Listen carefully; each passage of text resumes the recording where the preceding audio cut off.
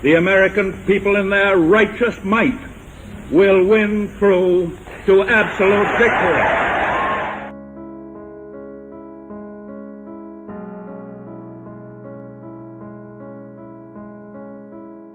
Pernahkah kalian berpikir kalau sihir itu nyata, kenapa tidak dipakai saja untuk perang? Atau kalau santet itu nyata, kenapa leluhur kita tidak melawan penjajah menggunakan santet saja? Pada faktanya, sihir memang dipakai kok dalam perang, dan itu adalah hal yang lumrah di berbagai kebudayaan di seluruh dunia. Setidaknya ada 8 kategori penggunaan sihir dalam konteks perang. Pembenaran, pengetahuan, penguatan, pertahanan, penyerangan, penyembuhan, pembersihan, dan perdamaian.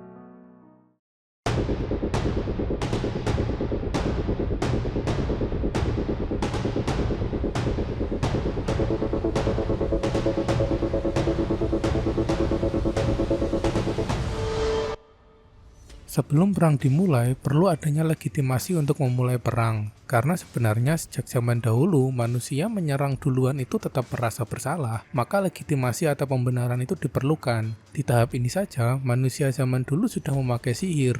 Contohnya adalah ritual Fetial di Romawi kuno. Sebenarnya, Fetial itu adalah pendeta, tapi bukan sembarang pendeta. Pendeta itu disebut Flamines, dan tugasnya ya melayani para dewa, terutama Jupiter. Tapi Fetial itu lebih dari itu. Mereka lebih seperti pejabat hukum internasional religius. Tugas utama Fetial adalah memastikan bahwa Roma berada di posisi yang dalam tanda kutip benar di mata dewa saat berurusan dengan bangsa lain. Jadi tugas Fetial ini memang sangat spesifik, dan ritual Fetial adalah sebutan modern untuk ritual yang dilakukan para Fetial. Di bahasa aslinya pada masa itu, ritual Fetial itu ada 3 dan disebut Rerum Repetitio, Cessatio Deorum, dan Indictio Belli. Ritual Fetial itu merujuk ke keseluruhan 3 ritual tadi, karena ketiganya memang saling bersangkutan. Rerum Repetitio berarti Fetial akan mendatangi wilayah calon musuh lalu mendeklarasikan tuntutan Roma terhadap mereka. Kata repetitio artinya meminta kembali. Ini karena tuntutan Roma biasanya berupa ganti rugi karena pihak calon musuh telah melakukan sesuatu yang merugikan Roma. Testatio Deorum adalah proses pemanggilan para dewa sebagai saksi. Setelah Rerum Repetitio dilaksanakan, maka Fetial akan menunggu respon dari calon musuh. Jika calon musuh menolak tuntutan Roma atau mengabaikannya hingga 33 hari, maka Testatio Deorum akan dilakukan. Fetial akan merapalkan mantra untuk memanggil para dewa, terutama Jupiter dan Janus, sebagai saksi bahwa Roma telah berusaha mencoba berdamai, tapi calon musuh malah berbuat tidak adil. Indictio Belli adalah proses memulai perang. Ada prosesi dalam Indictio Belli yang secara khusus disebut sebagai Clarigatio. Setelah Testatio Deorum dilakukan, maka Roma telah mendapatkan pembenaran untuk memulai perang dengan calon musuhnya. Sang calon musuh kini sudah menjadi musuh untuk Roma. Fetial akan membawa tombak ke perbatasan musuh. Tombak itu terbuat dari kayu kornel dan ada 2 varian, tapi digunakan hanya salah satu. Varian pertama adalah tombak kayu kornel dengan ujung besi yang diruncingkan. Varian kedua adalah tombak kayu kornel yang bagian ujungnya dibakar hingga menghitam. Lalu ada 3 pria dewasa yang akan melafalkan mantra. Terakhir, tombak akan dilempar ke wilayah musuh untuk menandai bahwa tanah bangsa musuh itu terkutuk dan boleh diserang. Kenapa orang Romawi perlu ritual dulu sebelum perang? Ini terkait dengan kepercayaan Romawi kuno tentang bellum iustum atau perang yang adil.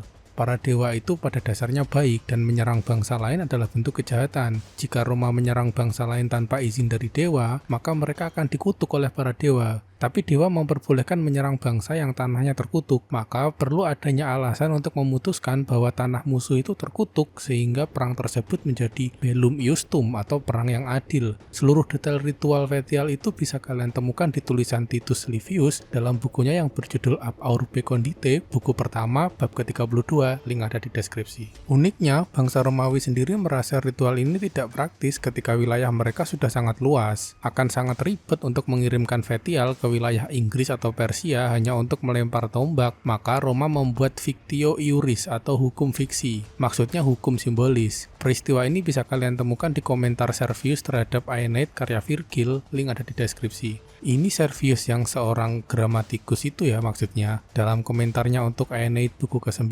Servius menjelaskan ketika Roma melawan musuh yang jauh, mereka tidak mengirimkan Vetial. Maka tawanan dari pihak calon musuh dipaksa membeli tanah di sekitar Circus Flaminius dan tanah itu ditetapkan sebagai dalam tanda kutip tanah musuh atau Ager Hostilis. Sehingga Vetial hanya perlu melempar tombak ke tanah itu untuk melegitimasi perang. Menurut Ovid, dalam Fasti, ketika menjelaskan tentang tanggal 3 Juni, link ada di deskripsi BTW, bahkan aturan ritual Vetial lebih disederhanakan lagi. Tanah musuh disimbolkan dengan sebuah tiang kecil yang disebut Columna Bellica. Vetial melemparkan tombaknya ke arah tiang itu untuk mendeklarasikan dimulainya perang.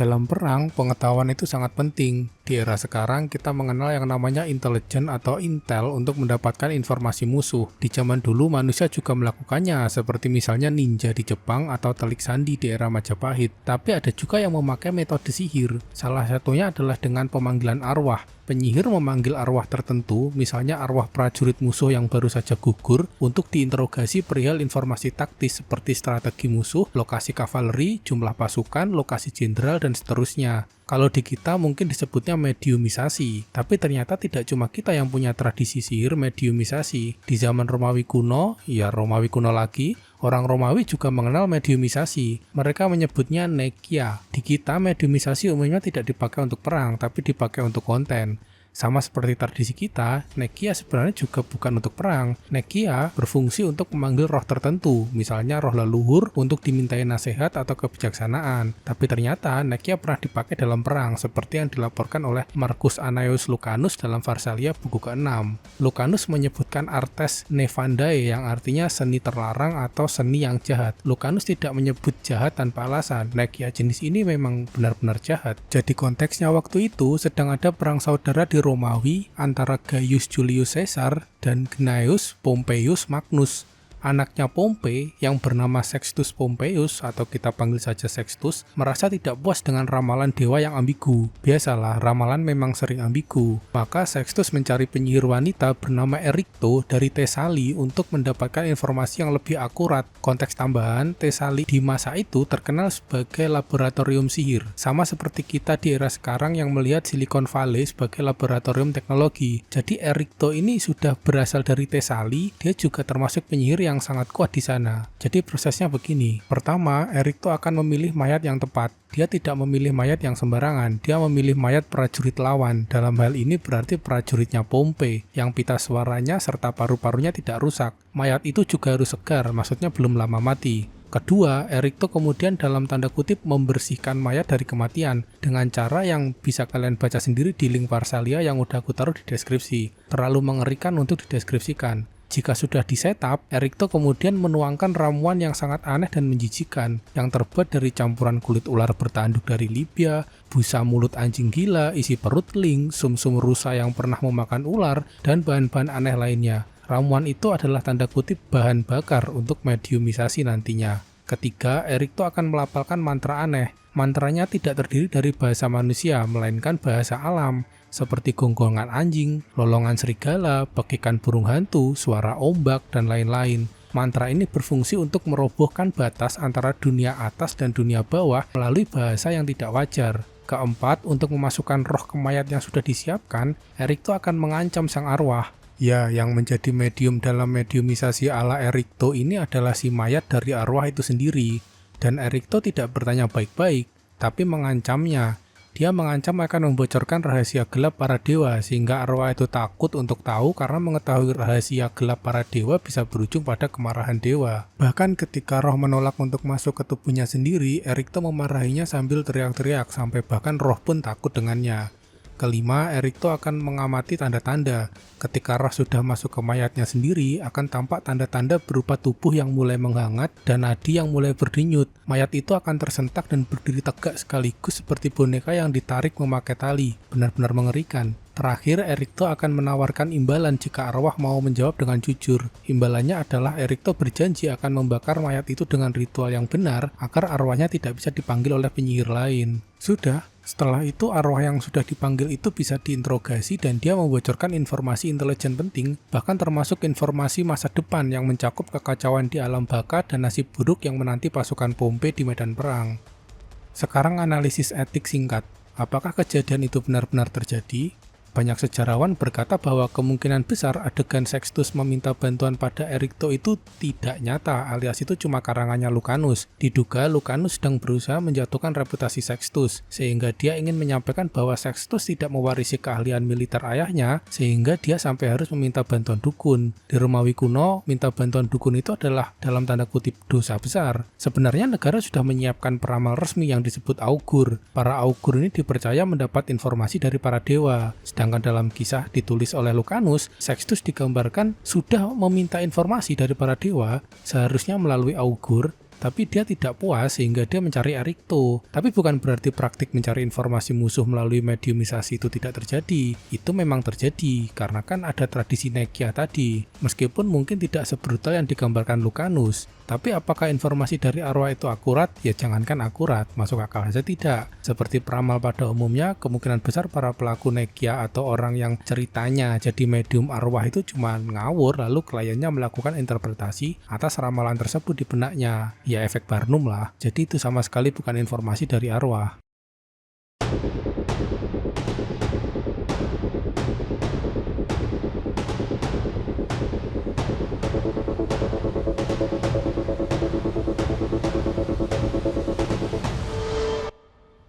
Pernah nggak kalian berpikir jika orang yang punya kodam itu bisa menjadi kuat ketika dirasuki kodamnya hingga bisa makan beling atau kebal senjata, kenapa hal serupa tidak dipakai saja dalam perang? Nah, sebenarnya manusia juga pernah memanfaatkan fenomena kesurupan untuk berperang. Contohnya bisa kita lihat di fenomena Berserker Gang dalam kebudayaan Nordik. Berserker Gang adalah kondisi kesurupan, tapi dalam kepercayaan mereka, Berserker Gang bukan kerasukan setan. Berserker Gang adalah berkah dari Dewa Odin untuk prajurit yang berjuang atas nama Odin. Pasukan itu disebut Berserker. Yang mendapat berkah itu akan menjadi kuat, cepat, dan membabi buta. Dalam Ynglinga Saga bab ke-6 digambarkan bahwa Berserker itu sangat kuat hingga mereka bisa menerjang pasukan lawan tanpa memakai zirah, bergerak segila anjing atau serigala, menggigit perisai, memukul lawan dengan kekuatan sekuat beruang atau banteng liar, hingga lawan bisa tewas dalam sekali pukulan. Para berserker juga digambarkan kebal terhadap api dan besi. Tidak hanya fisik yang kuat, Berserker Gang juga menyebabkan lawan dari Berserker itu menjadi buta, tuli, dan ketakutan, sehingga sangat mudah bagi Berserker untuk mengalahkan mereka.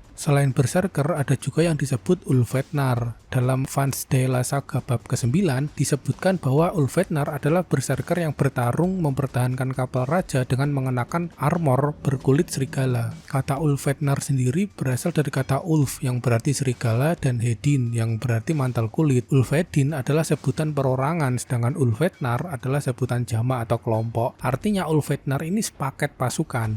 Apakah di Romawi kuno juga ada? Ya tentu ada dong, namanya devotio, di mana seorang jenderal akan mengorbankan dirinya sendiri kepada para dewa agar pasukannya menjadi semakin kuat sehingga meningkatkan peluang kemenangan. Ada juga lustratio exercitus yang berfungsi untuk mensucikan para pasukan sebelum pergi berperang supaya basic attack mereka bisa jadi inflict bonus holy damage.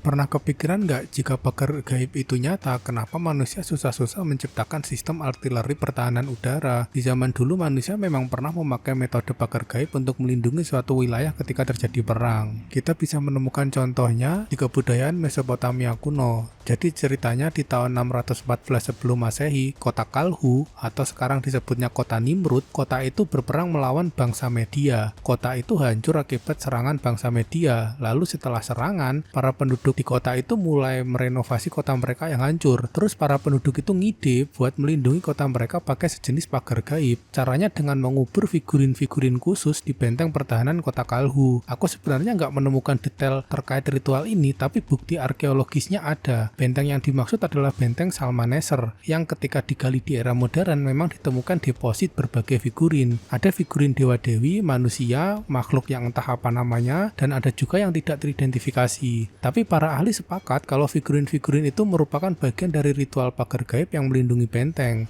BTW, pagar gaibnya gagal total ya, karena 2 tahun kemudian di 612 sebelum Masehi, bangsa Media menyerang lagi dan kota itu benar-benar rata dengan tanah. Kenapa disimpulkan bahwa figurin-figurin itu merupakan bagian dari ritual melindungi kota? Karena ritual mengubur figurin untuk melindungi wilayah itu memang benar-benar ada di masa itu. Kita bisa temukan di tablet atau prasasti yang disebut Bitmeseri dan Seplemuti. Tapi kedua prasasti itu konteksnya adalah ritual melindungi wilayah kecil, bukan skala kota. Bitmeseri itu spesifik untuk melindungi rumah yang di dalamnya terdapat orang yang sakit. Tata caranya begini. Pertama, dinding luar rumah dilukis dengan 7 apkalu. Apkalu ini manusia ikan ya, dalam kepercayaan mereka. Apkalu dipercaya sebagai sosok yang bijaksana dan jumlahnya ada 7. Selain 7 lukisan apkalu, ada juga lukisan 5 anjing penjaga di masing-masing kiri dan kanan gerbang. Lalu sebuah tiang khusus yang disebut tiang urigalu akan ditancapkan di dekat kepala pasien yang berbaring. Urigalu itu sejenis pendeta. Mungkin tiang urigalu yang dimaksud adalah tongkatnya pendeta. Lalu dipasang juga lampu Dewa Nuska dan kemungkinan figurin berbentuk mayat sebagai lambang kematian.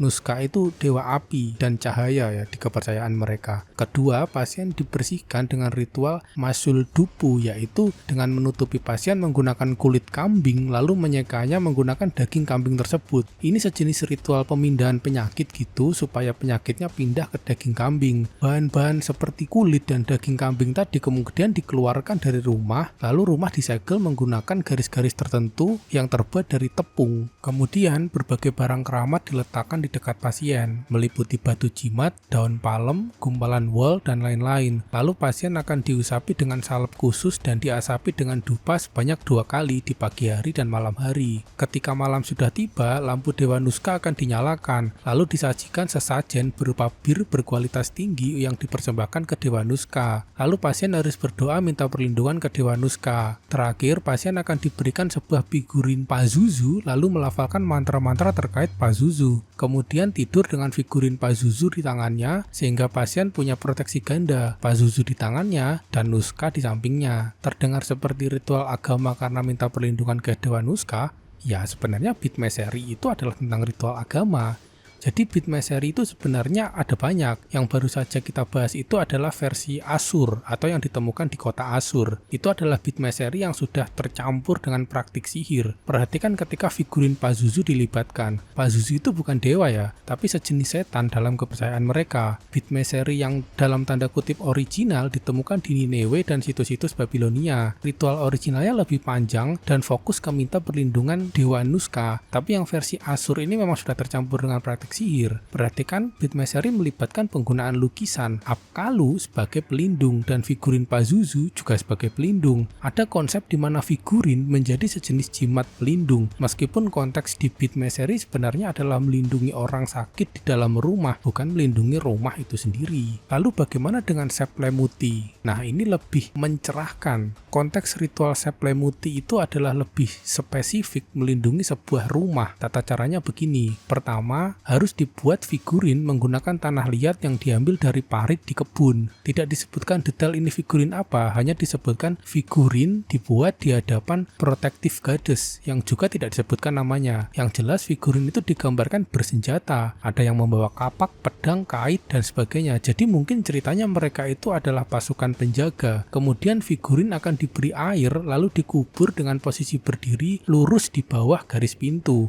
Lalu tahap kedua adalah menyembelih kambing betina perawan, lalu cairan merahnya dicampurkan dengan susu dan air lalu dipercikan ke seluruh bagian rumah. Tahap ketiga adalah menyapu rumah dari arah utara ke selatan menggunakan pelepah kurma, kemudian sampahnya dibuang ke sungai. Tahap keempat, membuat pedang perunggu seberat 10 shekel. Ini seperti miniatur pedang gitu ya, karena 10 shekel itu cuma setara 80 gram. Pedang ini kemudian ditancapkan dengan posisi gagang di bawah dan mata pedang di atas menghadap ke dalam rumah. Terakhir, menanam 7 jenis biji tanaman yang sudah dicampur dengan madu gunung dan getah pohon garkat unta. Pohon garkat unta itu nama ilmiahnya Fagelia erioloba ya. Lokasi penanamannya ada di sebelah kanan dan kiri pintu. Perlindungan dari ritual Seplemuti ini dipercaya berlaku 1 tahun, jadi ada expirednya. Lalu apa hubungannya dengan temuan deposit figurin di benteng Shalmaneser tadi? Seplemuti dan Bitmeseri kan keduanya melindungi rumah, bukan wilayah, dan konteksnya juga bukan perang. Nah, perhatikan, penduduk kota Kalhu itu ngide untuk melakukan ritual perlindungan kota. Mungkin saja mereka berpikir bahwa kota adalah rumah yang besar dan korban perang adalah orang sakit. Jadi secara logika mereka melindungi kota dengan ritual itu perlu. Seplemuti menekankan perlindungan di pintu rumah, sedangkan Bitmeseri di temboknya. Benteng adalah pintu sekaligus tembok kota. Maka sebenarnya make sense bagi mereka untuk melakukan eskalasi ritual dari yang aslinya untuk melindungi wilayah kecil seperti rumah jadi untuk melindungi sebuah kota dalam konteks perang. Tapi yang perlu diingat itu cuma analisis ya.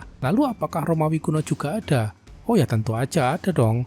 Ada yang namanya ritual Lectisternium. Lectisternium itu dilakukan jika Roma lustrik. Misalnya ketika Roma lustrik 3 kali melawan Raja Hannibal di pertempuran Trisinus Trebia, pertempuran Danau Trasimene, dan pertempuran Cannae. Setelah lustrik, pastinya militer melemah. Jika militer melemah, maka wilayah Roma sendiri terancam. Nah, Lectisternium dilakukan dengan cara membaringkan patung-patung dewa di sofa atau dipan gitu, sejenis ranjang tidur, lalu memberi patung-patung itu sesajen. Ini ibaratnya menjamu para dewa lah, biar para dewa itu mau ikut membantu melindungi kota Roma. Lectisternium terjadi di tahun 217 sebelum Masehi setelah pertempuran Danau Trasimene, di mana 12 patung dewa dilibatkan. Ini termasuk Lectisternium yang terbesar ya, karena melibatkan full squad dewa-dewi, nggak cuma dewa perang aja. Lalu Lectisternium juga terjadi di 216 sebelum Masehi setelah pertempuran Cannae, karena di pertempuran Cannae Roma kalah lagi. Ini terjadinya setahun setelah yang tadi. Ini lebih ekstrim karena melibatkan pengorbanan manusia. Waktu itu 4 orang dijadikan tumbal proyek dengan cara dikubur hidup-hidup sebagai sesajen untuk para dewa. Lectisternium terdokumentasi dengan baik oleh Titus Livius dalam Ab Urbe Condita. Nah, karena video ini sangat panjang dan kita masih setengah jalan, aku akan melanjutkannya di part 2.